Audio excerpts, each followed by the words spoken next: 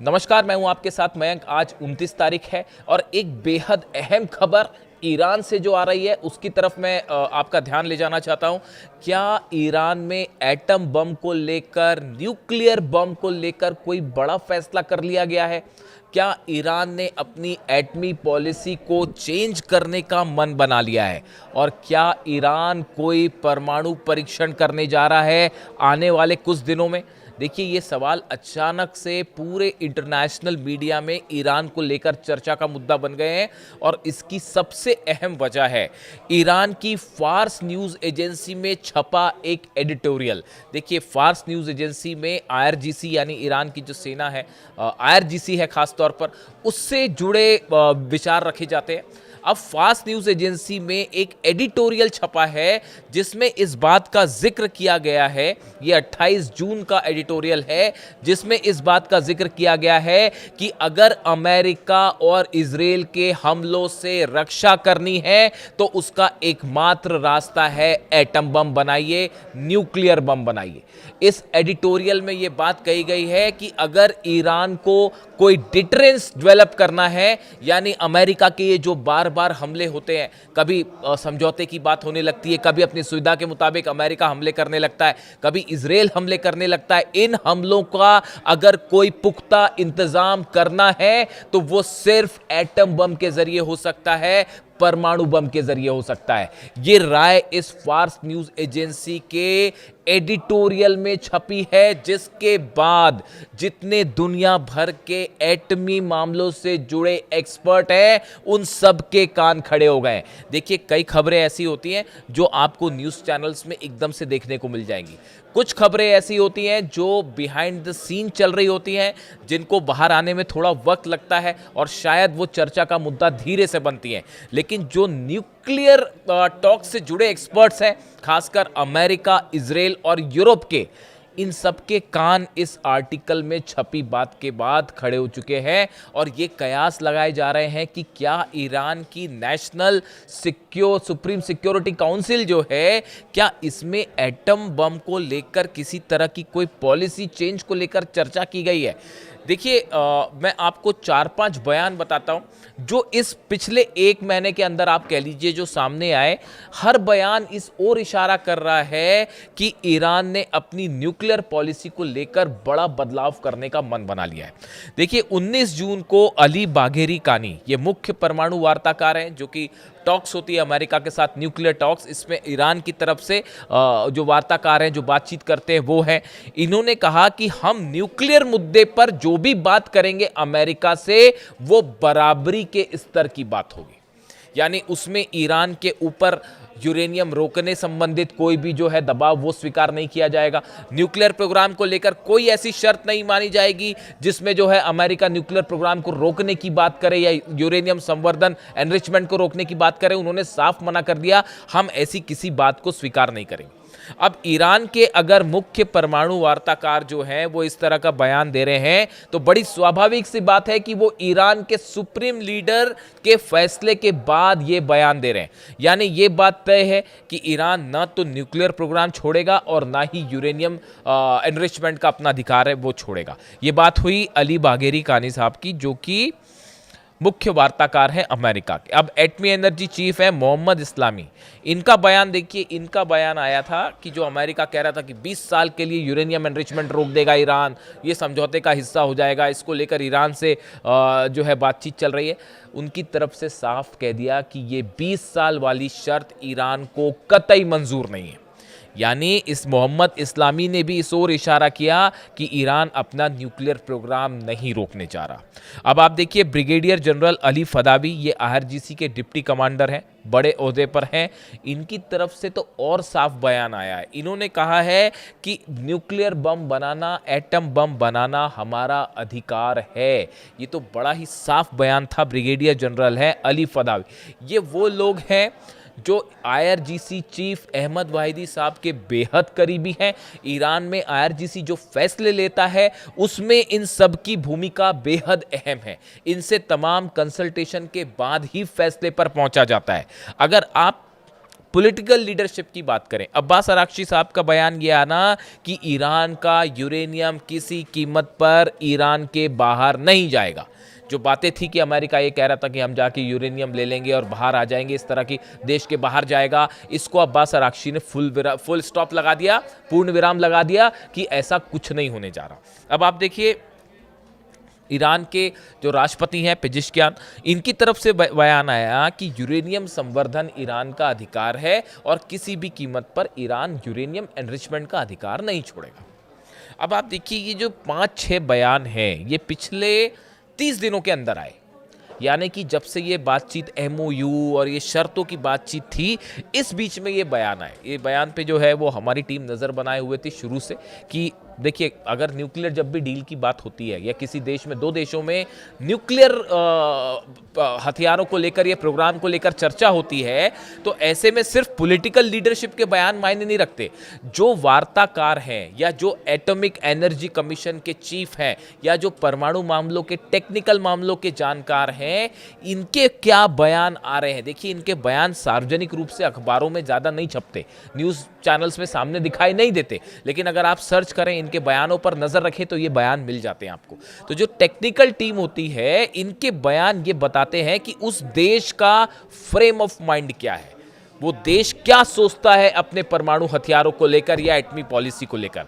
देखिए जिस तरह से हमले हो रहे हैं बार बार अमेरिका की तरफ से कि ट्रंप का जब मन किया तो केशम आइलैंड पर हमला कर दिया, फिर कभी सिरीक पे कर दिया, फिर उसके बाद 10 दिन के बाद आपने 10 दिन जो है शांति की बात करी, अपने स्टॉक एक्सचेंज फिर से बढ़ाए और दुनिया भर के शेयर मार्केट ऊपर उठे, फिर उसके बाद अपनी सुविधा के हिसाब से जो है वो फिर से कहीं पे बंदर अब्बास पे हमला कर दिया, कभी हॉर्मूज पर हमला कर दिया, उसके बाद फिर लगा कि जब ऑयल के प्राइसेस गड़बड़ हो रहे हैं, शेयर मार्केट डोल रहा है, तो फिर आप बातचीत की बात करें। तो ईरान में यही कहा जा रहा है कि ये जो बार बार हमले होते हैं या जो नेतन्याहू बार बार फाइटर जेट से हमले की धमकी देते हैं, इस पे अगर रोक लगानी है तो सिर्फ एक इलाज है, एटम बम, न्यूक्लियर बम। अब देखिए कई सारी चीज़ें ऐसी हैं जो हालात को तेज़ी से बदल रही हैं। अली खामेनी साहब ने हमेशा कहा कि हम जब तक वो थे उन्होंने ये कहा कि ईरान न्यूक्लियर बॉम्ब नहीं बनाएगा, लेकिन जिस तरह से उनके ऊपर धोखे से हमला किया गया, उनको शहीद किया गया, उसके बाद अगर आज आप ईरान में जाकर लोगों की राय लें तो आपको मेजॉरिटी ऑफ द पीपल ये कहते हुए मिल जाएंगे कि ईरान को न्यूक्लियर बॉम्ब बनाना चाहिए। यही एकमात्र इलाज है। ये जो हमले होते हैं बार बार कि आज यहां हमला कर दिया, कल वहां हमला कर दिया, परसों वहां हमला कर दिया, अगर इसका एक फुल स्टॉप करना है इसके ऊपर तो उसका एक ही हल है, वो है एटम बम। अब आप देखिए ये बात सिर्फ ओपिनियन के लेवल तक सीमित नहीं है। आप पिछले 3 मैं आपको कुछ और बयानों की चर्चा करता हूं। देखिए रूस की तरफ से बेहद अहम बयान आया। जिस दिन ये बयान आया था उस दिन से इस बात पर मेरी नज़र थी कि अब ईरान की तरफ से क्या ऐसा कोई सिग्नल आता है।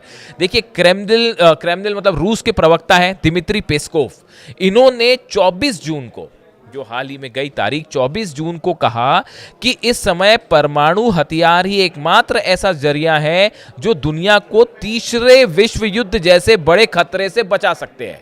उन्होंने ये कहा, ये रूस कह रहा है, और रूस कब कह रहा है? जब हमले हो रहे हैं यूक्रेन के। 100 से ज्यादा ऑयल रिफाइनरी पर हमले हुए हैं रूस के पिछले 10 दिनों के अंदर। 100 से ज्यादा ऑयल रिफाइनरीज पर हमले हुए। यूक्रेन ने हमले यूक्रेन ने नहीं करवाए, अमेरिका ने करवाए, यूरोप ने करवाए। आपको इतना तो समझ ही जाते होंगे, समझ ही जाइए इस बात को। ये हमले यूक्रेन की हैसियत नहीं है रूस से लड़ाई करने की, ये पीछे से यूरोप हथियार दे रहा है। डोनाल्ड ट्रंप और अमेरिका की तरफ से तमाम दुनिया के एक्सपर्ट ये बात कह रहे हैं कि ये हथियार सब कुछ सप्लाई किए जा रहे हैं यूरोप और अमेरिका की तरफ से। प्लान है रूस के ऑयल को, सप्लाई को पूरी तरह से बाधित करना, रूस को घुटने पर लाना, ये प्लान है। ये जो हमले रोके गए, ये जो फिर से जंग वाले हालात हो गए थे हॉर्मुज में, ईरान आमने सामने, और ईरान ने 12 से 20 घंटे के अंदर अमेरिका के बेसिस पर जो हमले किए हैं, उसके बाद जो करारा जो है जवाब दिया एक बार फिर डिफेंसिव मोड में डोनाल्ड ट्रंप। लेकिन देखिए बड़े हमले की तैयारी थी, बड़े पलटवार की तैयारी थी, लेकिन डोनाल्ड ट्रंप अभी ये नहीं चाहते कि हॉर्मुज से जो तेल निकल रहा है वो रुक जाए। अगर रूस का तेल भी रुक गया और हॉर्मुज को ईरान ने पूरी तरह से ब्लॉक कर दिया, हाहाकार मच जाएगा पूरी दुनिया में। तो अभी रूस पे कंट्रोल करना है तो हॉर्मुज खुला रखना जरूरी है, इसलिए वो दोहा में बातचीत हो रही है कतर में। उसका क्या नतीजा आएगा वो आप भी जानते हैं और हम भी जानते हैं। मतलब आप छुरा पीछे लगा के रखे हो कि कब मौका मिलेगा और हम मारेंगे, और किसी को ये बात समझ नहीं आएगी। कौन सी बातचीत, कैसी बातचीत साहब। इतना तो हर शख्स अब ईरान से जुड़ा, मेरे दर्शक भी इस बात को अच्छी तरह से समझ चुके होंगे। अली खामनेई साहब 30 साल से इस बात को जानते थे, इसीलिए 1981 में कहा था कि पहला दुश्मन हमारा अमेरिका है, और शहादत के पहले तक वो इस बात को कहते रहे कि हमारा दुश्मन अमेरिका है और अमेरिका के साथ डील नहीं हो सकती। ये बात अली खामनेई साहब 30 साल से लगातार बोलते रहे, और वो बात देखिए हर कदम पर सच साबित होती है। जिनको उम्मीद है कि कोई डील हो जाएगी, कोई शांति हो जाएगी, क्या ही बोला जाए उनके लिए। अब हालात ये है कि कतर में कल जो बातचीत होनी है, दोहा में जो बातचीत होनी है। अभी हम रूस पर थे। देखिए जो दिमित्री पेस्कोव है, इनकी तरफ से दो बयान। पहला बयान उन्होंने कहा कि तीसरा वर्ल्ड वॉर अगर बचाना है तो उसको एटमी हथियार ही बचा सकते हैं, कि अगर आपके पास एटमी हथियार आ गया तो फिर कोई हमला नहीं कर रहा आप पे। उसके बाद ये नहीं हो सकता, ईरान के पास अगर एक बार बम आ गया फिर नहीं हो सकता कि आप यहाँ हमले कर देंगे और वहाँ हमले कर देंगे। बात नंबर एक। बात नंबर दो, जो रूस कह रहा है, पेस्कोव ने कहा दुनिया की सुरक्षा व्यवस्था लगातार कमजोर हो रही है। उनके मुताबिक आज की सच्चाई यह है कि न्यूक्लियर डिटरेंस के अलावा दुनिया के पास कोई मजबूत सुरक्षा विकल्प नहीं है। सिर्फ आपके पास न्यूक्लियर डिटरेंस होना चाहिए, और साथ में वो ये भी कह रहे हैं कि अब हालात ऐसे हो गए हैं कि दुनिया में कई सारे ऐसे हथियार बनाए जाएंगे आने वाले वक्त में जो मिनी न्यूक्लियर बॉम्ब कहलाएंगे, यानी कि वो छोटे न्यूक्लियर बॉम्ब की तरह ही खतरनाक होंगे। ये बहुत बड़ा इशारा था उनका। क्या वो ये कहना चाह रहे थे कि मिनी न्यूक्लियर बम ही ऐसी समस्याओं का हल है? और क्या ये बात रूस ने ईरान के लिए कही कि भले आप एक बड़े स्तर पर न्यूक्लियर बम ना बनाएं, एटम बम ना बनाए, लेकिन मिनी यानी छोटे न्यूक्लियर हथियार क्या आपका एक नया डिटरेंस के रूप में काम करेंगे? अगर आपने छोटा न्यूक्लियर हथियार भी हासिल कर लिया, छोटा न्यूक्लियर हथियार का मतलब ये हुआ आपने कि भाई आप जो है हिरोशिमा नागासाकी जैसा बड़ा धमाका नहीं होगा उससे, लेकिन आप एक लिमिटेड एरिया में भी अगर रेडिएशन करके नुकसान पहुंचा सकते हैं तो भी ये भयंकर खतरनाक होगा, खासतौर पर इजराइल को तो निपटा ही देगा। ऐसी सूरत में क्या रूस ईरान के लिए बात कहना चाह रहा है कि मिनी न्यूक्लियर बॉम्ब से आपकी समस्या का हल हो जाएगा? क्या यह सजेशन था रूस का ईरान को? कई सारे एक्सपर्ट्स कह रहे हैं कि हाँ बिल्कुल था, और जिस तरह से हमले हो रहे हैं रूस पर, उसके बीच में ये बयान आना, ये सीधा सीधा जो पूरे मिडिल ईस्ट में हालात हैं, वेस्ट एशिया में जो हालात है, इसको एड्रेस करते हुए ये बात कही कि आने वाले वक्त में मिनी न्यूक्लियर बॉम्ब बेहद अहम होने वाले।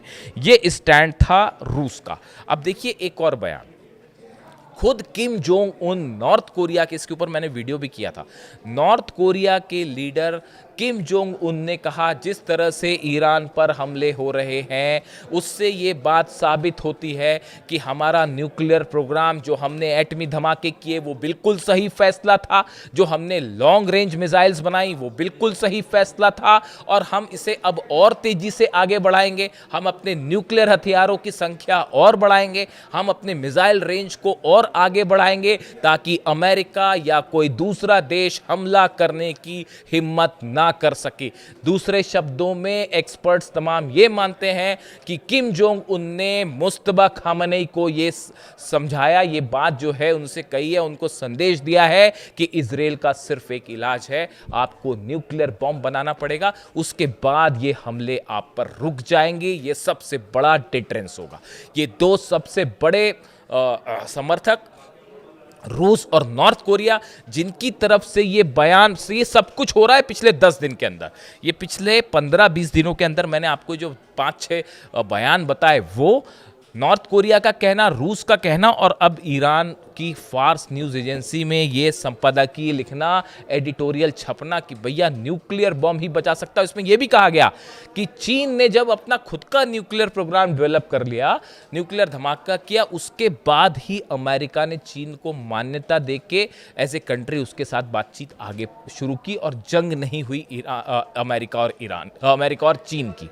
यानी ईरान, इसी आर्टिकल में ये बात कही गई है कि चीन को लेकर भी कहा जा रहा है कि जब चीन ने न्यूक्लियर धमाका किया उसके बाद अमेरिका के साथ उसके संबंध बदल गए और दोनों इक्वल लेवल पर आ गए। यानी ये सब बातें इस ओर इशारा कर रही हैं कि ये बातचीत भले चलती रहे, ये चलती रहेगी। एमओयू पर कभी बातचीत हो जाएगी, फिर हमले हो जाएंगे, फिर बातचीत हो जाएगी।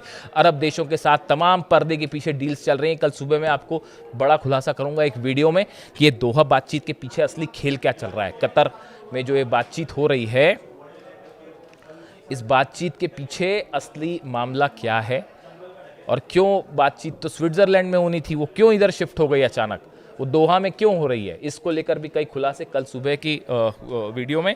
लेकिन फिलहाल मैं इस पर सीमित रहना चाहता हूँ। क्या ईरान में क्या बड़ा एटमी पॉलिसी शिफ्ट हो रहा है? आपकी क्या राय है? क्या ईरान को किसी तरह का डिटरेंस हासिल करना चाहिए और क्या वक्त आ गया है इस बात का कि जो बार बार हमले होते हैं ये रोकने के लिए ईरान को रूस और नॉर्थ कोरिया की सलाह माननी चाहिए? आपकी क्या राय है? कमेंट करके ज़रूर बताइए। Thank you so much.